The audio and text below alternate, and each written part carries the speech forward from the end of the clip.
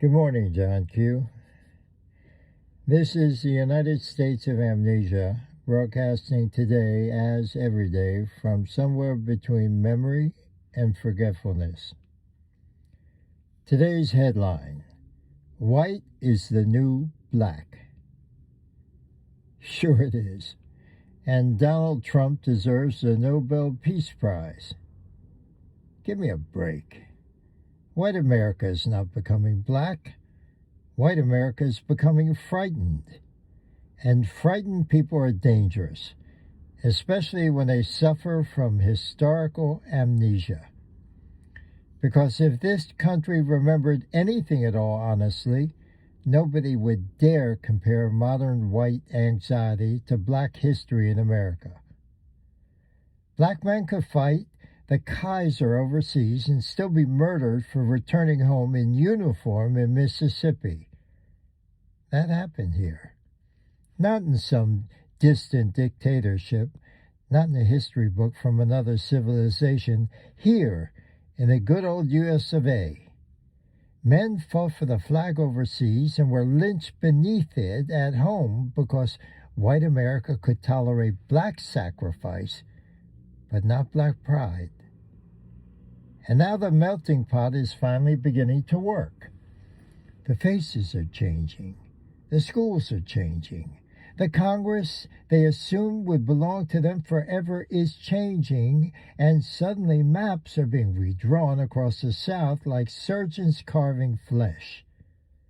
Districts twisted, black communities split apart, representation diluted until millions of voices disappear before they ever reach Washington. And then they call it election integrity.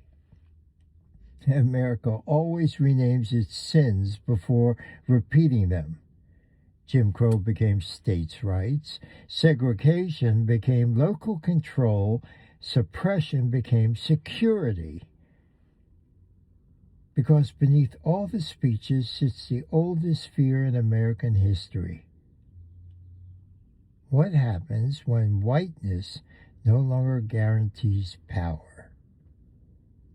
And when fear grows strong enough, nations begin reaching backward toward old poisons.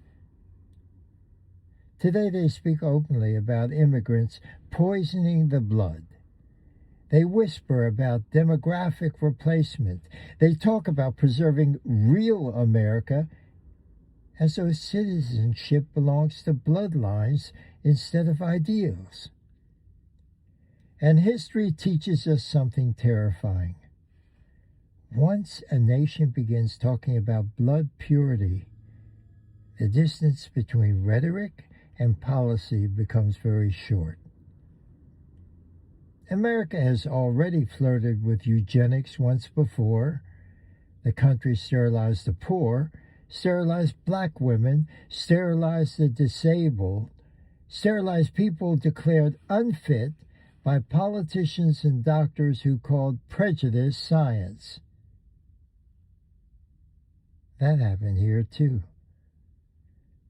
So no, don't tell me white is the new black. White America is not experiencing blackness.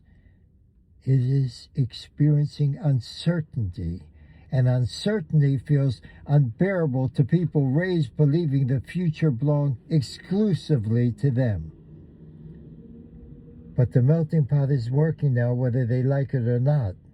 America is becoming what it is always claimed to be. Many voices, many colors, many people, one nation. And some people are so terrified of sharing that nation, they would rather dismantle democracy itself than surrender permanent control. That's the God's honest truth.